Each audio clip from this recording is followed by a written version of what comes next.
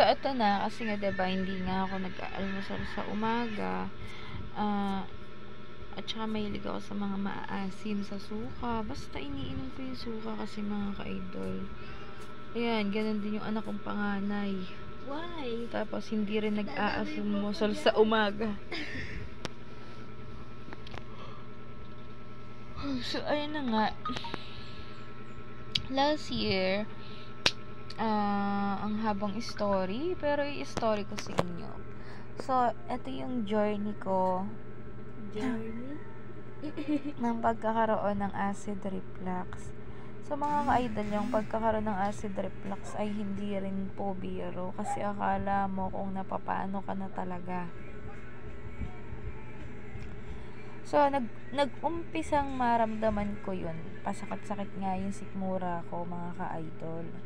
Tapos, hindi ko lang pinapansin kasi nga sabi ko nga, baka mamaya lipas gutom lang, ganon. Hanggang sa, eto nga, yung mama ko, sabi niya, maganda daw sa katawan yung tubig na may lemon. Kasi nga, diba, ang taba ko noon last year. Mataba ako last year, mga ka-idol. So, ngayon, Ngayon hindi. sa kagustuhan ko na pumayat ako, ay napapanood ko rin naman, napampapayat daw yung yung tubig na may lemon. So, ang ginawa ko, kasi, ang tatay ko, nagluluwas sa Divisoria. So, mura lang ang lemon doon, diba? Ngayon, kada uuwi si tatay, ang gagawin ko, yung isang pitcher na tubig, lalagyan ko yun ng isang buong lemon. At saka pipino.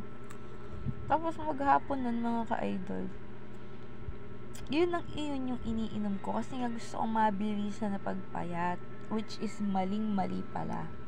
Kasi, di ba nga may acidic ako. Yung pag-inom ko ng tubig na may lemon, lalo nang na-trigger yung acid ko. Hanggang sa, siyempre, itinigil ko na nga. Kasi may nararamdaman na akong iba. Sabi ko, parang hindi tama eh. Ganon. Hanggang sa isang araw, mga ka-idol, yung yung dew ko, ganon, yung panga ko, parang naglalak siya. Habi ko naman, baka kasi nakukulangan sa pagsasalita. Kasi nga, puro cellphone lang ginagawa ko, mga ka-idol. Tapos, sabi ko magbabubble gum ako. Alam niyo talaga yung dew ko, naglalak talaga yung dew. Parang ngalay yung panga mo na ganon. Sabi ko, tapos, yung lalamunan ko, para siyang may sipon na pag lumulunok ako, talagang gumaganon ako, mga ka-idol. Yun pala, ang dami kong test na pinagawa, mga ka-idol. May pagpapa-blood chem ako. So, ang nakita sa blood chem ko ay